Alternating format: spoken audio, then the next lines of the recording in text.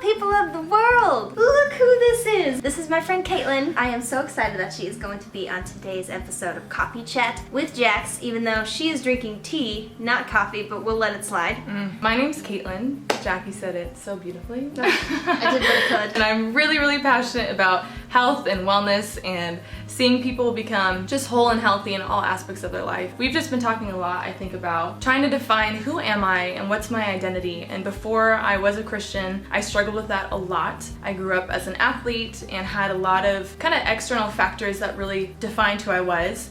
And when those got stripped away and taken away and I became a Christian, I just was faced with myself. And I had to really sit in silence and really discover who am I, who is God creating me to be, who is God calling me to be. Being able to define that has really helped me just be confident in myself and really function in the gifts and talents God's given me, and to have just a security in God's equipped me to be Caitlin, and there's one Caitlin, and that's something unique, and I can be proud of that. What I admire most about her is that she is very, very rooted in who she is, and she's like extremely confident in that. Not confident in like an arrogant way, but just really confident in like who she is as God's daughter, and it's really inspiring because I've struggled with confidence a lot and like kind of staying true to who I am because I was like a people pleaser. Just hearing her story and like what she does and what she is learning is really beneficial to me in that area. You use the word centered to describe your like mindset a lot, right? Like explain what that means to our viewers. Centered. I remember one time we were talking and I go, yeah, I just have to get recentered, and you go, wait,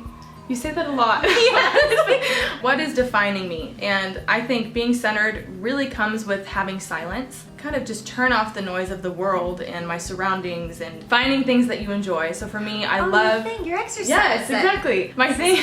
I love fitness, so I take time to work out. That's something that I do to love myself. What that really means is it makes me feel in touch with who I am. By doing that and by kind of just silencing other people and giving so much of my time to other people, it's my time to care for myself. We get kind of stuck in the noise and like the rhythm of everyday life because life gets busy and people need a lot of things from you and you have like schedules and stuff, but like something that Caitlin has taught me has been that it is so important to just step back and take time for yourself. Like, okay, what do I need right now? Because if I'm not like fully okay, like mentally and emotionally, then I'm not going to be able to give my all to the things that I'm doing. How's a good way to go about figuring out who it is that you are? Because I've struggled with that in the past, not knowing who I am as a person.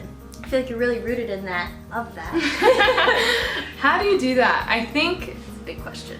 that is a big one. Thanks, Jackie. Yeah, That's a big one. But I know for myself, it's been just discovering what are my interests, what are my hobbies, what are my strengths, what are my weaknesses. I did this a lot when I was in college, actually, as I reflected back on who was Caitlin when she was a little girl, before kind of the world started putting opinions on who I was supposed to be or what I was supposed to act like, what I was supposed to look like. And I went back to kind of the true heart of who I was and rediscovered that as an adult. Taking time for myself, I think, would be the one thing to detach from other people, because I found my identity a lot in what I was accomplishing and who I was surrounding myself with. And when those things were stripped from my life and taken away, I had to figure out, okay, what is defining me, what is fueling me? My personal relationship with God was the source of that. But through that relationship, He kind of allowed me to see new parts of who I am and rediscover who I am too. Going back to who was I as a kid and what are the things that I really do enjoy when no one's around. And when I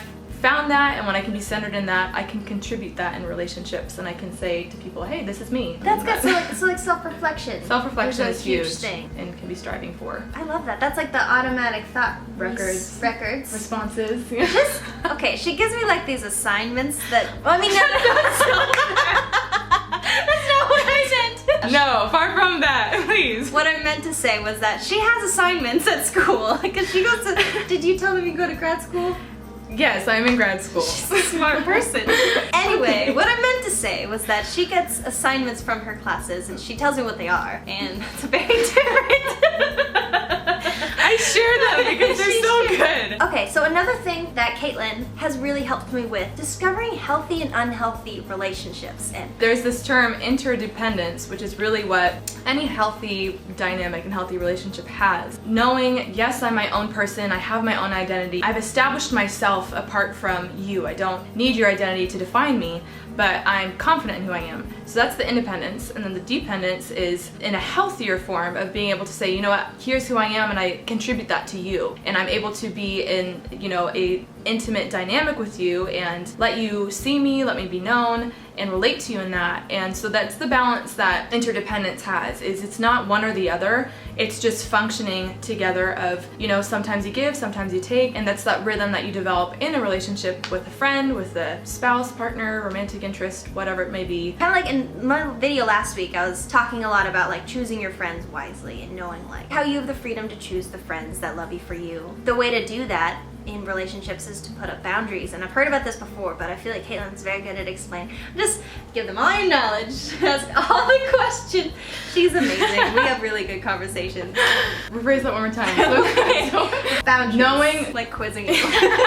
Pop quiz, go! I always say, what's the fruit of the relationship? And I self-reflect on that a lot, because I've had in the past relationships that were very unhealthy, and I was not able to be me and to grow and to be interdependent and have my own, you know, lifestyle, my own journey. I had a lot of friends around me that wanted me to be in their little clique and be right where they're at in life, and it held me back a lot. Healthy relationships bring out the best in you.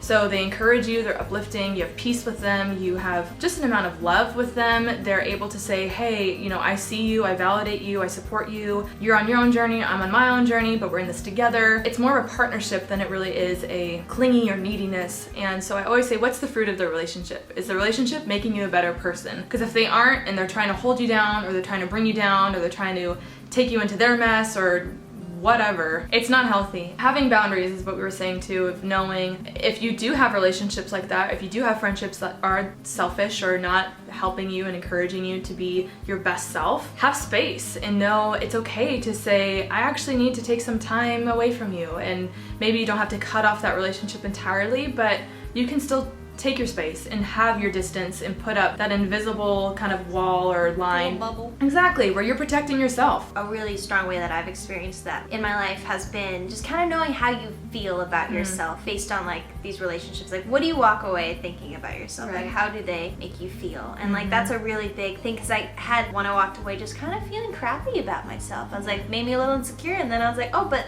I walk away feeling really loved and encouraged with these people. So it's like just a really good tool to use when deciding on if friendships are healthy or not, and then it's all the knowledge.